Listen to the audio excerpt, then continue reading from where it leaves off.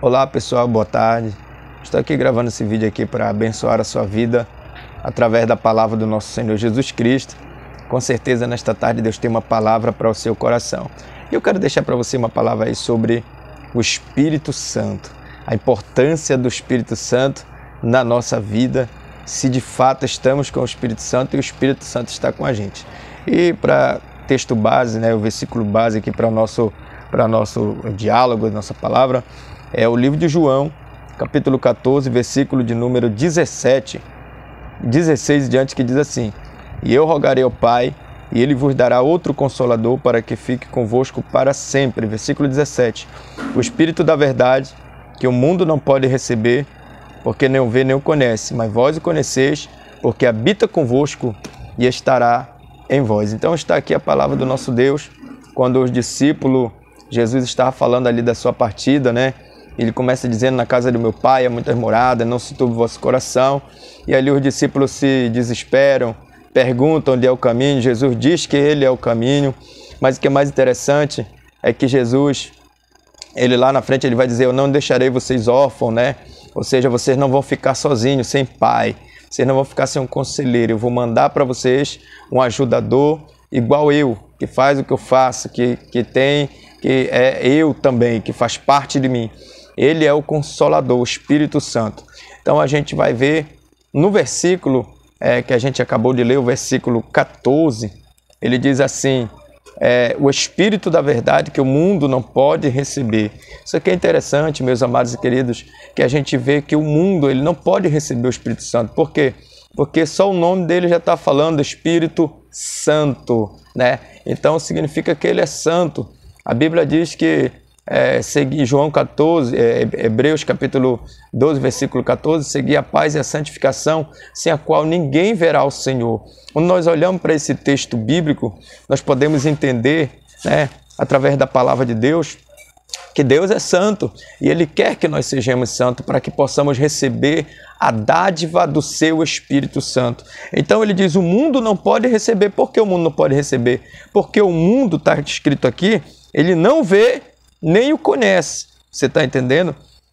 Ele não vê e nem o conhece. O mundo, ele só conhece as coisas do mundo. Também no livro de 1 Coríntios, capítulo 2, se eu não me engano, lá para o 9, 8, uma coisa assim, ele fala que o homem que é carnal, ele não entende as coisas do Espírito, ele não conhece as coisas do Espírito. Você falar para ele, por exemplo, uma coisa do mundo espiritual, ele não vai entender. Você vai ver que quando Jesus chegou também ali com Nicodemo, em João capítulo 3, Jesus começou a falar sobre as coisas espirituais. Jesus disse para Nicodemo: olha, é necessário você nascer de novo, E ele, achando que ele teria que entrar no ventre da sua mãe e nascer de novo, Jesus disse: não. Se eu estou te falando de coisas materiais, você não entende, imagine se eu te explicar como é as coisas espirituais. Então ele não ia entender. Ele disse: para você ver o reino de Deus, você tem que nascer da água e do Espírito. Então a gente entende aqui, com base nesse texto, que o mundo ele jamais vai poder receber o Espírito Santo, porque ele não vê nem o conhece.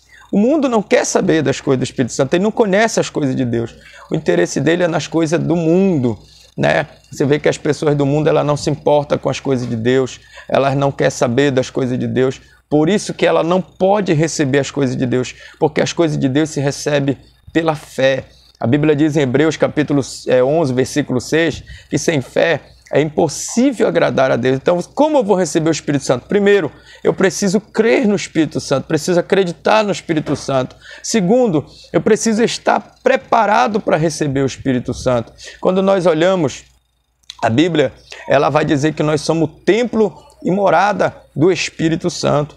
Mas quando nós olhamos também para a Bíblia, você vai ver que o Espírito Santo, ele é sensível, E a gente vai ver aqui no livro onde nós lemos João, capítulo 14, 17, que quando Jesus ele fala aos discípulos, ele vai dizer assim aos discípulos: olha, o Espírito, ele habita convosco, mas ele estará em vós. Então ele está dizendo aqui que o Espírito já estava ali trabalhando com eles, acompanhando eles, curando as pessoas quando eles pediam, operando seus milagres, suas maravilhas. Mas Jesus vai dizer que o desejo do Espírito é habitar nele, é morar nele, fazer morada neles. E Jesus vai dizer isso, depois vai dizer assim, todo aquele que guarda a minha palavra, eu e o Pai, ou seja, eu e o Espírito, viremos e faremos nele morada. Então, Jesus e o desejo do Espírito Santo não é só habitar conosco, é habitar em nós. Quando o Espírito Santo ele passa a habitar em uma vida, em um coração, ele passa a transformar esta vida, ele passa a entrar neste coração e moldar o seu caráter, tirar todas as coisas ali que não agrada a Deus, porque hoje nós vemos muitas pessoas, até mesmo no mundo evangélico, no mundo cristão, que se dizem ter Deus na vida e a gente não vê essa mudança no seu caráter. A gente vê pessoas ainda roubando, enganando, mentindo, né? Uma hora estão com uma mulher, outra hora estão com outra mulher, porque não houve uma mudança de caráter. O Espírito Santo, às vezes, até está ali tentando entrar no lado daquela pessoa, mas não entrou ainda, né? Não entrou ainda naquele coração. Então, João 14, ele vai dizer, ele habita convosco, mas ele estará em vós. Ele precisa estar em nós. Ele não pode estar só no nosso lado. Ele não pode estar só passeando com a gente, né? E a gente vai ver que quando o apóstolo Paulo também, no livro de Atos dos Apóstolos 19, você vai ver que o Espírito Santo, ele chegou na cidade de Éfeso e tinha ali uns irmãos que já tinham sido batizados, né, nas águas, mas ainda não tinham recebido o Espírito Santo. E aí o apóstolo Paulo perguntou para aqueles irmãos, vocês já receberam o Espírito Santo, o dom do Espírito Santo? E eles vão dizer assim, nós nem sabíamos que existia Espírito Santo. E a Bíblia diz que o apóstolo Paulo vai orar por aqueles irmãos e eles vão ser cheios do Espírito Santo. E eles vão começar já ali a profetizar, a falar em outras línguas, né? E a gente vai ver que há uma mudança tanto interior quanto exterior, porque o Espírito Santo ele não traz só um revestimento de poder, ele traz também, ali todas as características do Espírito de Deus, os aspectos morais, como os frutos do Espírito Santo, que é o amor, a temperança, a paciência, a fé, né? Uma fé sobrenatural para a gente começar a ver coisas sobrenatural. Ele traz muitas a longanimidade, coisas que as pessoas não buscam. Elas estão na igreja buscando ali coisas materiais, estão buscando coisas totalmente materiais, e buscando um milagre, buscando uma cura, buscando uma porta de emprego, libertação de marido e tal, aquelas coisas todas, e elas não buscam o Espírito Santo. E para nós termos essa mudança de vida, nascer de novo, nós precisamos do Espírito Santo.